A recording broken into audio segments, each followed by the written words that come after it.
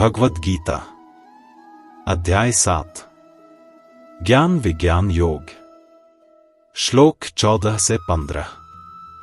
दैवी ह्येषा गुणमयी मम माया दुरत्यया मामेव ये प्रपद्यन्ते मायामेता तरन्ति ते न मा दुष्कृतिनो मूढ़ाः प्रपद्यन्ते नराधमा मायापहृत ज्ञाना आसुरं भावमाश्रिता। यह मेरी दिव्य माया है जो 3 गुणों सत्व रज तम से बनी है। इसे पार करना बहुत कठिन है, लेकिन जो मनुष्य मुझ में शरण लेते हैं वे इस माया को पार कर जाते हैं। जो लोग पापमय कर्म करते हैं, मूर्ख हैं, नीच स्वभाव वाले हैं और जिनका ज्ञान माया द्वारा छीन लिया गया है, ऐसे लोग मेरी शरण नहीं लेते। वे आसुरी प्रकृति को अपनाते हैं। श्री कृष्ण यहाँ बताते हैं कि यह संसार जो हमें इतना सुंदर और आकर्षक लगता है, वास्तव में माया है, एक ऐसी अद्भुत शक्ति जो स्वयं भगवान की बनाई हुई है। यह माया 3 गुणों से मिलकर बनी है। सत्व जो शांति और ज्ञान देता है, रज जो इच्छा और कर्म की ओर खींचता है, और तम जो अज्ञान और आलस्य में डुबो देता है। इन तीनों के मेल से यह पूरी सृष्टि चलती है और हर व्यक्ति कभी सत्व में उठता है, कभी रज में भागता है तो कभी तम में गिर जाता है। यही कारण है कि कोई भी व्यक्ति सिर्फ अपने बल या समझ से इस चक्र से मुक्त नहीं हो सकता, क्योंकि यह माया बहुत सूक्ष्म, गहरी और शक्तिशाली है। श्री कृष्ण कहते हैं, यह मेरी ही दैवी शक्ति है, यानी यह कोई साधारण भ्रम नहीं है, बल्कि भगवान की ही बनाई शक्ति है जो हमारी परीक्षा लेती है, हमें परखती है कि हम किस दिशा में बढ़ रहे हैं।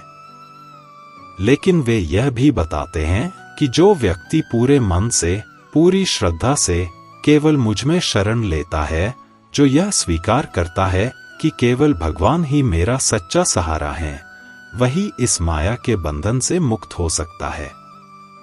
जैसे कोई व्यक्ति जो तैरना नहीं जानता अगर गहरे पानी में गिर जाए तो अपने दम पर नहीं बच सकता, लेकिन अगर वह किसी नाव को पकड़ ले तो आसानी से पार चला जाता है। वैसे ही यह संसार भी एक गहरे सागर की तरह है। यहाँ माया की लहरें हमें बार बार खींच लेती हैं, लेकिन अगर हम भगवान को अपनी नाव बना लें तो वही हमें इस माया के पार पहुंचा देते हैं। इसके बाद श्री कृष्ण बताते हैं कि हर कोई ईश्वर की शरण में नहीं आता। बहुत से लोग ऐसे होते हैं जो संसार की दौड़, मोह और अहंकार में उलझे रहते हैं और उनके लिए भगवान तक पहुंचना बहुत कठिन हो जाता है। वे 4 प्रकार के लोगों का वर्णन करते हैं जो भगवान की ओर नहीं आते। पहला, दुष्कृतिन, यानी जो बुद्धिमान तो होते हैं पर अपनी बुद्धि गलत कामों में लगाते हैं, जैसे कोई चालाक व्यक्ति जो अपनी समझ का उपयोग दूसरों को धोखा देने में करता है। दूसरा, मूढ़, जो अज्ञान में फंसे रहते हैं और सोचते हैं कि जीवन का मकसद सिर्फ सुख सुविधा और भौतिक चीजें पाना है। तीसरा, नराधम, जो सच जानते हुए भी उसे स्वीकार नहीं करते, जिनके पास अवसर होते हुए भी वे गलत रास्ता चुनते हैं।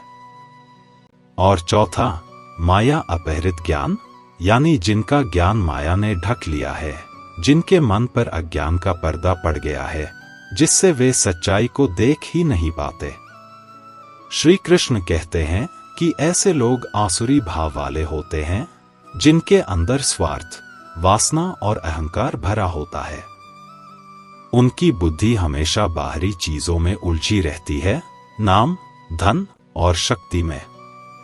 माया उन्हें यह विश्वास दिलाती है कि मेरे पास सब कुछ है, बस यही सच्चा सुख है, लेकिन यही भ्रम उन्हें सच्चे आनंद से, भगवान से दूर कर देता है। श्री कृष्ण यह समझा रहे हैं कि जब तक मनुष्य बाहरी चीजों के मोह में फंसा रहेगा, तब तक वह भीतर के सत्य को नहीं देख पाएगा। असली सुख तो तब मिलता है जब हम इस माया को पहचान कर अपने भीतर बसे भगवान से जुड़ जाते हैं।